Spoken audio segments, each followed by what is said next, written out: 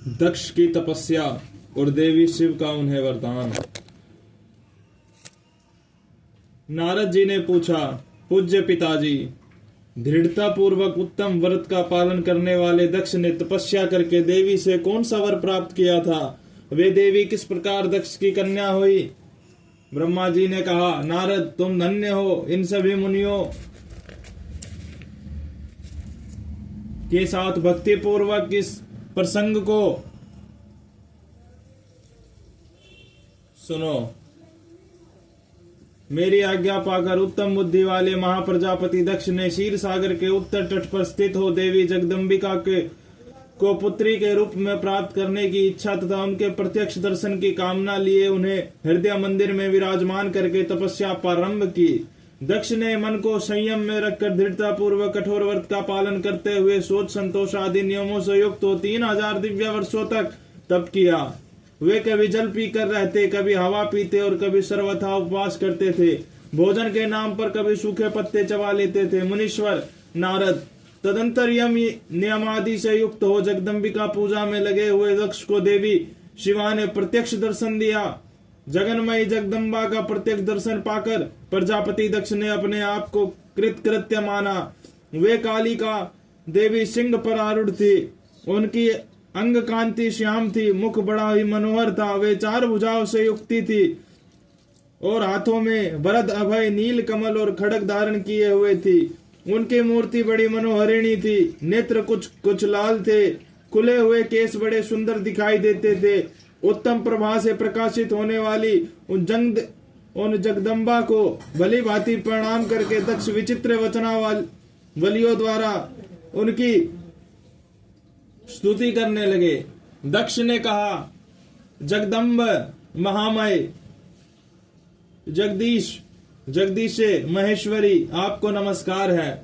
आपने कृपा कर मुझे अपने स्वरूप का दर्शन कराया है।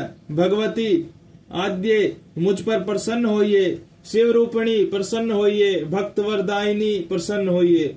जगन्माये आपको मेरा नमस्कार है। ब्रह्मा जी कहते हैं, मुने संयत चित्त वाले दक्ष के इस प्रकार स्तुति करने पर महेश्वरी शिवा ने स्वयं ही उनके अभिप्राय को जान लिया। तो भी दक्ष से इस प्रकार कहा, दक्ष तुम्हारी इस उत्तम भक्ति से मैं बहुत संतुष्ट हुई हूँ। तुम अपना मनोवांछित वर मांगो, तुम्हारे लिए मुझे कुछ भी अदेय नहीं है। जगदम्बा की बात सुनकर प्रजापति दक्ष बहुत प्रसन्न हुए और उन शिवा को बारंबार प्रणाम करते हुए बोले। दक्ष ने कहा, जगदम्ब महामाय, यदि आप मुझे वर देने के लिए उद्यत हैं तो मेरी बात सुनिए और प्रसन्नता पूर्वक मेरी इच्छा पूर्ण कीजिए। मेरे स्वामी जो भगवान शिव हैं, वे रुद्र नाम धारण करके ब्रह्मा जी के पुत्र रूप से अवतीर्ण हुए हैं। वे परमात्मा शिव के पूर्णावतार हैं, परंतु आपका कोई अवतार नहीं हुआ। फिर उनकी पत्नी कौन होगी? अतः शिवे आप भूतल पर अवतीर्ण होकर उन महेश्वर को अपने रूप लावण्य से मोहित कीजिए। देवी आपके सिवा दूसरा कोई स्त्री रुद्रदेव को कभी मोहित नहीं कर सकती। इसलिए आप मेरी पुत्री होकर इस समय महादेव जी की पत्नी होइए। इस प्रकार सुंदर लीला करके आप हर मोहिनी भगवान शिव को मोहित करने वाली बनिए। देवी यही मेरे लिए वर है। यह केवल मेरे ही स्वार्थ की बात हो ऐसा नहीं सोचना चाहिए। इसमें मेरे ही साथ संपूर्ण जगत का भी हित है। ब्रह्मा विष्णु और शिव में ब्रह्मा जी की प्रेरणा से मैं यहाँ आया हूँ। प्रजापति दक्ष का यह वचन सुनकर जगदम्बिका शिव हंस पड़ी और मन ही मन भगवान शिव का स्मरण करके यो बोली।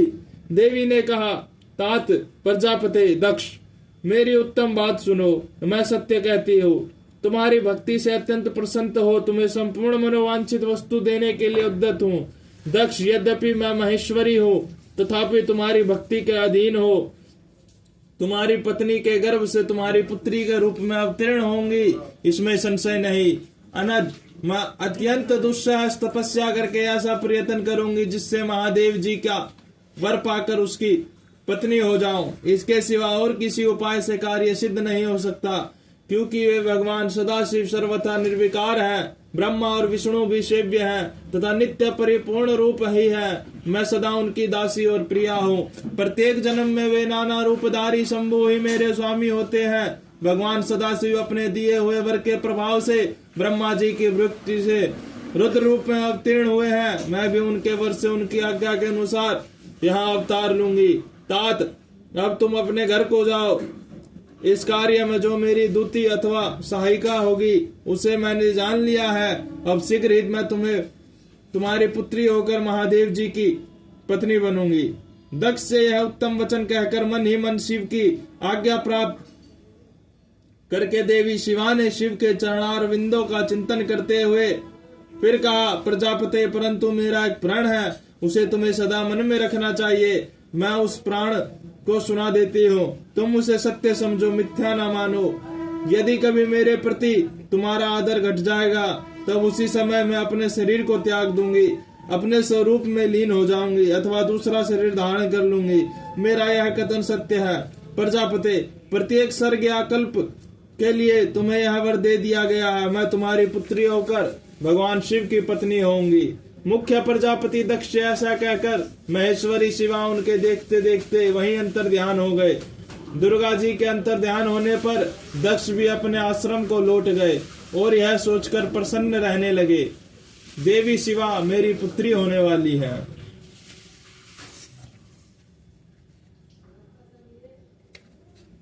ब्रह्मा जी की आज्ञा से दक्ष द्वारा मैथुनी सृष्टि का आरंभ अपने पुत्र हरियशवों और सबलाशवों को निर्वती मार्ग में भेजने के कारण दक्ष का नारद को शाप देना।